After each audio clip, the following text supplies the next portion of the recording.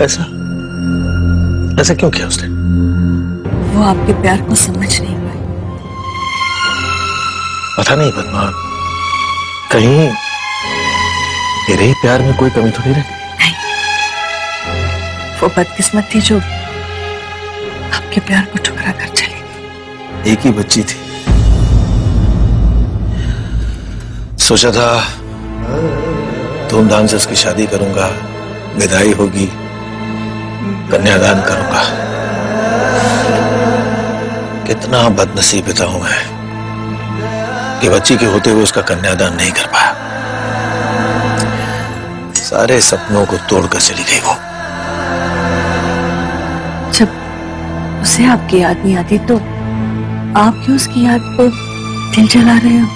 मैं ये सोच सोच कर परेशान हो रहा हूं कि वो किस हाल में होगी। अजीत उसे खुश रख भी रहा होगा या नहीं? अगर वो आंसू भी बहा रही होगी ना, तो वो आंसू उसने अपनी तकदीर से खुद मांगे हैं। जो लोग विधाता के लिखे भाग्य को अपनाते हैं, उन्हें एक न एक दिन कामयाबी जरूर मिलती है। अगर जो लोग अपना भाग खुद अपने हाथों से लिखने की कोशिश करते हैं, वो भटक जाते हैं, नाकाम होते हैं, और फिर एक दिन उन्हें अपनी गलती का एहसास होता है। देखना, जिस दिन दिव्या को अपनी गलती का एहसास होगा ना, वो लौट कर आएगी। हाँ पद्मा, लेकिन मैं नहीं चाहता कि वो हारे और हार कर वापस लौटे। मैं तो सिर्फ उसे खुश देखना चाहता हूँ। बच्चों को क्या चाहिए? माता पिता का आशीर्वाद उनके सर पर रहे ना। और फिर जब हमारा आशीर्वाद उसके साथ है तो वो क्यों दुखी होगी? हाँ? भगवान करे ऐसा ही हो। चाय पी लीजिए। लेकिन इसमें तुम पिस गई। मैंने तुमसे क्या कुछ नहीं कह दिया, यहां तक कि तुम्हें घर छोड़कर जाना पड़ा। इसीलिए मैंने तुम्हें त्याग के मुहूर्त कहा। आप बिल्कुल सही थे, गलत तो मैं थी। मेरी आंखों पर ममता का पर्दा पड़ा था। मुझे सिर्फ अपनी बेटी के आंसू और दुख दिखाई दे रहे थे। खानदान की इज्जत, आपका प्यार कुछ दिखाई नहीं दे रहा था। सिर्फ यही सोच रही थी कि अजीत के साथ वो खुश रहेगी और उसका साथ देती। बाद में एहसास हुआ कि बेटी से सच्चा प्यार तो आप करते थे, मेरा प्यार तो अंधा था। पद्मा, पता करो कि वो किस हाल में है और कहाँ है। बहुत दिनों से उससे बात नहीं हुई। वो जब भी फोन करती है तो लैंडलाइन से करती है,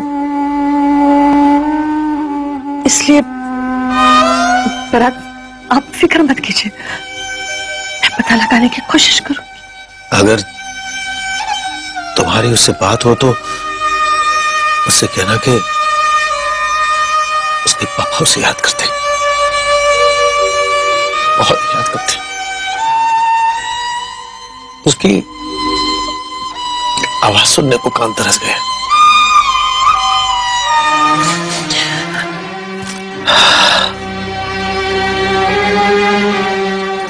औलाद होकर भी बेऔलाद की जिंदगी गुजार रहे हैं हम लोग।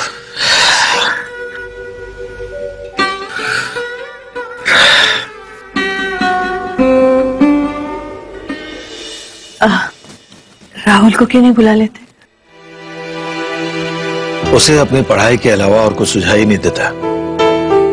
कई दिनों तक उससे फोन पे बात भी नहीं हो पाती। फोन करता हूं तो बिजी हूं करके फोन कट कर देता है। मुझसे कहीं ज्यादा कठोर और मतलबी बन गया है।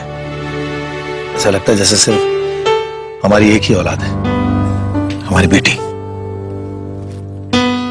इसीलिए कह रही हूँ कि उसे यहाँ बुला लीजिए।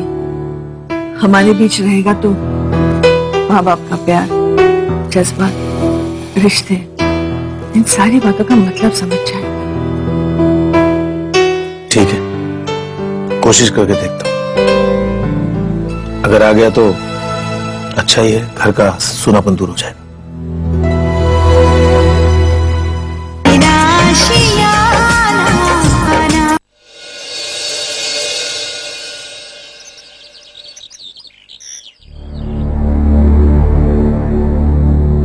भाई साहब, क्या बात है, इतने परेशान क्यों हैं आप? भाभी, आप तो जानती हैं कि मिल में कितनी प्रॉब्लम्स चल रही हैं। अब सब तरफ देखना पड़ता है और यही वजह है कि मैं जो मिल में आराम करने का कमरा है वहीं रह रहा हूं, ताकि सब पे नजर रख सकूं। और फिर भैया से भी तो वादा किया ना कि उन्हें किसी बात की चिंता नहीं होने दूंगा। मैंने सोचा पता नहीं क्या बात हो गई। वैसे भाभी, मैं आपसे एक बात कहना चाहता था। मुझे साक्षी ने मीना के बारे में सब कुछ बता दिया है। मैं तो उसे जेल भिजवा देता, लेकिन मुझे मालूम हुआ कि उसने अखिल और हरिलाल को जेल से छुड़वा दिया। मैं तो हैरान हो गया। आखिरकार उसने हमें एक बहुत बड़ी मुसीबत से छुटकारा दिला दिया। सबसे बड़ी मुसीबत था वो राजेश्वर। शुक्र है भगवान का, दामिनी का उससे पीछा छूट गया। गलती आप लोगों की है। लड़की जात को घर बिठा कर रखा है। अरे आजकल तो आंख वाले ही नहीं, अंधे भी पीछे पड़ जाते हैं। और हमारी दामिनी है ही इतनी अच्छी, कौन नहीं चाहेगा उसे अपना बनाना। चाचा जी, पहले तो वो आशियाना को बचाने में लगे और अब जब सब ठीक हो गया है, हमें उसकी शादी करवा देनी चाहिए। लेकिन वो इतना जल्दी शादी नहीं करना चाहती।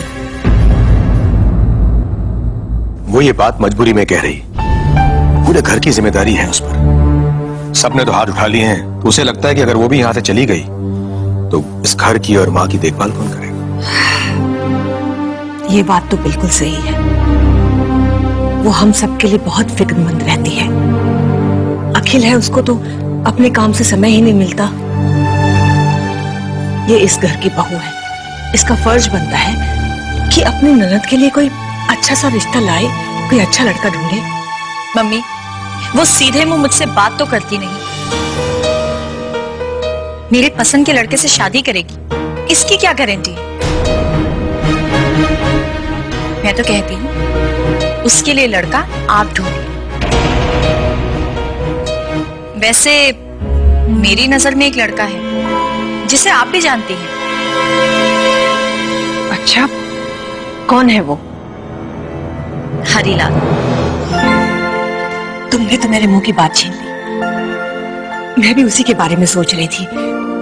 बहुत ही भला लड़का है, इतने दिनों से मैं उसे जानती भी हूँ। बस ये नहीं समझ में आता कि बात कैसे शुरू करूं। मम्मी, बात शुरू करने वाली क्या बात है? हरिलाल दामिनी को पसंद करता है, उससे शादी करना चाहता है। अच्छा, ये बात तो उसने मुझे बताई नहीं। आप बड़ी हैं, आपको बताना ठीक नहीं समझा, इसलिए कृष्णा को बता दिया। इसका मतलब वो समझदार भी है। हाँ, बहुत समझदार है वो, कोई कमी नहीं है उसमें। बस एक ही कमी है जिसकी वजह से मैं रुक जाती हूँ। कौन सी कमी भाभी? वो अनाथ है। दुनिया और हमारी बिरादरी के लोग क्या सोचेंगे, क्या कहेंगे? इसमें बुराई क्या है भाभी? अनाथ होना कोई ऐप तो नहीं है। मगर भाई साहब, उसके खानदान का भी कुछ पता नहीं है। आपके भाई साहब को क्या समझाऊंगी? वो आप मुझ पे छोड़ दीजिए, मैं उनसे बात कर लूंगा। भाभी, हमें शादी लड़के से करनी, ना कि उसके खानदान से। और जब आप दोनों उसकी इतनी तारीफ कर रहे हैं, सारा सोचिए मत, कर दीजिए शादी। दामिनी मानेगी क्या? बेटी को मनाना माँ के हाथ में होता है। और एक बात बताता हूँ भाभी, कल को अपने खानदान वाले लड़के से शादी कर ली और लड़का बुरा निकला तो कमल कीचड़ में ही खिलता है। और हरिलाल में क्या बुराई है? अच्छा लड़का है, चाहती, आप जल्दी दामिनी से बात कर लीजिए बस। मम्मी, चाचा जी बिल्कुल ठीक कह रहे हैं। हरीलाल बहुत अच्छा लड़का है, उसमें कोई बुराई नहीं है। आप बस दामिनी से बात कीजिए। मुझे पूरा यकीन है कि वो इनकार नहीं करेगी।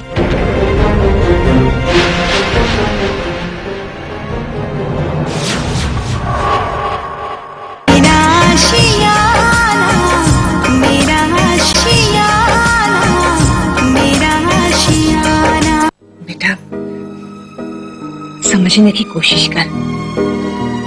देख, अगर अपने जीते जी मैं तुम्हारे हाथ पीले नहीं कर पाई तो लोग उंगलियां उठाएंगे बेटा। मम्मी, घर के लिए, अपने लोगों के नाम को बचाने के लिए मैं अभी तक लड़ती रही, तो अब क्या आप पर उंगली उठने दूंगी? आप तो मेरी माँ हैं। नहीं मम्मी, नहीं, आप जो कहे वही होगा। लेकिन लड़का गरीब हो तो चलेगा, लेकिन अच्छा तो हो। अब तक की सारी कोशिशें बेकार हो गई हमारी। बेटा, कोई अच्छा लड़का नजर में हो तो बता देना। वैसे हरीलाल के बारे में क्या ख्याल है तुम्हारा? दामिनी बेटे, ये रिश्ता मुझे भी पसंद है। देखो दामिनी बेटे, मैं तुम्हारे पिता समान हूं, तुम्हारे फायदे की ही सोचूंगा। इस शादी के फायदे तो ये हैं कि तुम्हें घर छोड़ के जाना नहीं पड़ेगा, तुम यहीं रहोगी। तुम्हारे भाई तो नाकारा है, तुम और हरीलाल घर की देखभाल भी कर सकोगे और बिजनेस में वो मेरा हाथ भी बटा लेगा, क्योंकि उसे बिजनेस की जानकारी भी। बेटा, हम किसी और पे भरोसा भी तो नहीं कर सकते ना। सबसे बड़ी बात तो ये है कि तुम ये शादी इसलिए नहीं करना चाहती हो क्योंकि तुम्हें ये घर छोड़ के जाना पड़ेगा। तुम्हें इस बात का डर है कि अगर शादी के बाद तुम चली गई तो आशियाना का क्या होगा, अखिल माता पिता के साथ कैसा बर्ताव करेगा।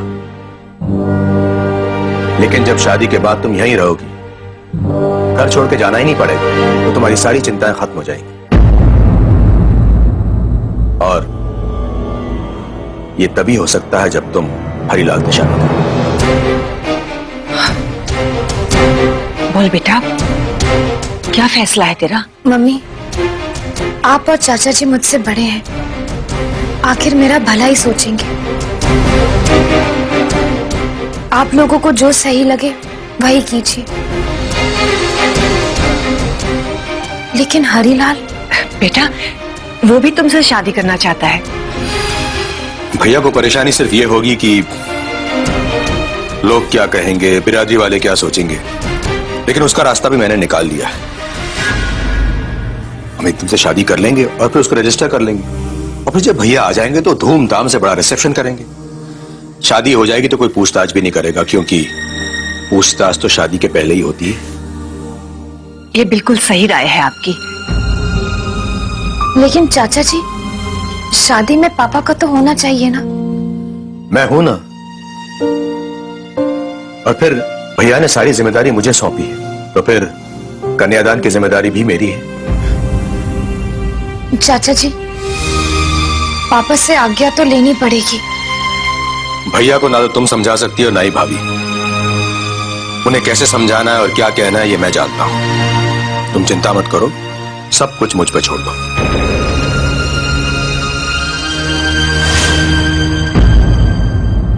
हरीलाल, तुम्हारा काम हो गया। काम? हमने तो आपको कोनो काम नहीं बोला। दामिनी से तुम्हारी शादी पक्की हो गई है। अरे ये तो बहुत बड़ी खुशखबरी की बात है। बात बताइए, दामिनी जी ने हाँ कर दिया क्या? मैंने हाँ करवाई है। ये तो कमाल हो गया। अब ये बताइए, इसके बदले आपको क्या चाहिए हमसे? मुझे कुछ नहीं चाहिए, लेकिन तुम्हें एक बात माननी होगी, वो भी दामिनी की कही हुई। उनकी तो हम हर बात मानने के लिए तैयार हैं।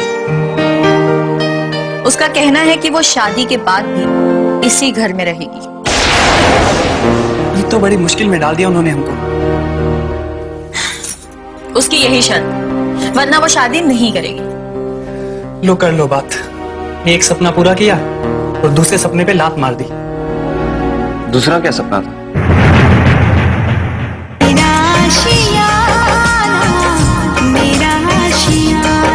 दूसरा क्या सपना था? सोचा था उन्हें अपने घर लेकर जाएंगे। यहाँ तुम्हारा घर कहाँ है? अरे मत बल, किराए पर लेंगे। अरे गरीब का खुद का झोपड़ा भी ताजमहल से अच्छा होता है। तो इसमें इतना सोचने की क्या जरूरत है? एक बार शादी हो जाए, कुछ दिन यहीं रहना, फिर उसे ले जाना। तो शर्त का क्या होगा? अरे तू लिख के थोड़ी ना लिया है, और अगर लिखवा भी लेती तो भी वो कुछ नहीं कर सकती है। औरत शादी से पहले अगड़ती है और शादी के बाद सिकुड़ जाती है।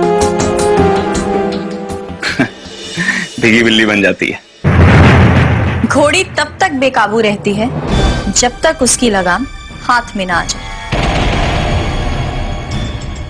और जब लगाम हाथ में आती है तो उससे जो भी करवाएं वो करती है। ये बात भी सही है। अब हम चलते हैं और कल सुबह सुबह दामनी जी को धन्यवाद कर देंगे। कैसी रही? तुम्हारी चाल आज तक फेल हुई है जो आज होगी।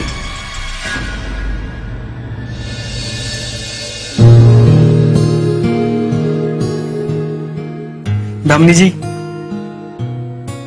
हम आपका धन्यवाद करने आए हैं कि आपने हमें स्वीकार कर लिया। लेकिन हरीलाल, तुम्हें घर वालों ने बताया कि मेरी शर्त क्या है? हाँ, कि शादी के बाद हमें यहीं रहना होगा। हमें मंजूर है। अभी मंजूर है, और शादी के बाद मजबूर किया तो? मजबूर नहीं करेंगे, बस विनती करेंगे। मान लिया तो खुश होंगे, नहीं तो चुपचाप बैठ जाएंगे। मतलब कि रूठ जाओगे? नाराज होना तो बनता है ना दामिनी जी। देखिए दामिनी जी, हमें शायरी तो आती नहीं और ना ही शायरी करना पसंद है। हाँ, बस एक शेर याद है, वो सुन लीजिए। उनकी और हमारी मोहब्बत में बस इतना फर्क था, उनकी और हमारी मोहब्बत में बस इतना फर्क था कि वो रूठना जानती थी और हम मनाना। अच्छा, मतलब तुम रूठते रहोगे और मैं तुम्हें मनाती रहूंगी? नहीं दामिनी जी, हम दोनों एक दूसरे को मनाते रहेंगे। लेकिन यहाँ से नहीं जाएंगे जब तक मैं नहीं कहूंगी, ठीक है? जैसी आपकी आज्ञा। आपने हमारे नाम के साथ अपना नाम जोड़ लिया, यही बहुत बड़ी बात है। हम फिर से आपका धन्यवाद करते हैं।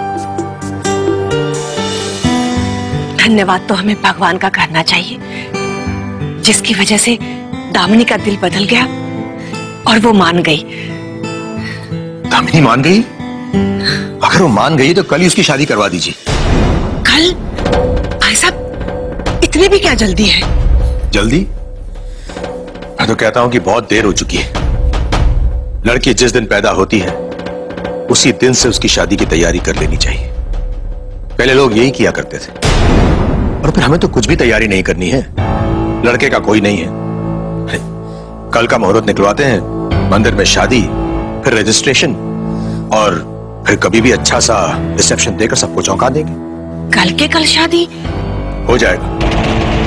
मैं हूं ना, सारी तैयारी कर लूंगा।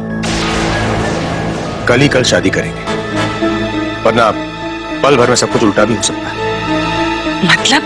मतलब ये कि हमने हरीलाल के सामने क्या शर्त रखी थी, शादी के बाद वो इसी घर में रहेगा, ठीक है? अब कल को उसके दिमाग में ये बात आ गई कि घर जमाई घर का नौकर होता है, तो उसका इरादा बदल भी सकता है। नहीं भाई साहब, हरीलाल ऐसा नहीं है। ठीक है, माना कि हरीलाल ऐसा नहीं है, लेकिन दामिनी, उस पर मुझे भरोसा नहीं। अगर उसका इरादा बदल गया तो हमारे सारे सपने राई के पहाड़ की तरह चूर चूर हो जाएंगे। और आपके भाई साहब? अरे बातों बातों में बताना ही भूल गया। मेरी भैया से बात होगी, मैंने उन्हें सब कुछ बता दिया है। वो शादी को लेकर बहुत खुश है। वो इतना ही नहीं, उन्होंने मुझे कन्यादान की इजाजत भी दी। भाई साहब, एक बार मैं उनसे बात कर लेती हूँ। ओ भाभी, वहां नेटवर्क की बहुत प्रॉब्लम है, और जब उन्होंने फोन किया था उन्होंने भी एक लैंडलाइन से ही फोन किया था।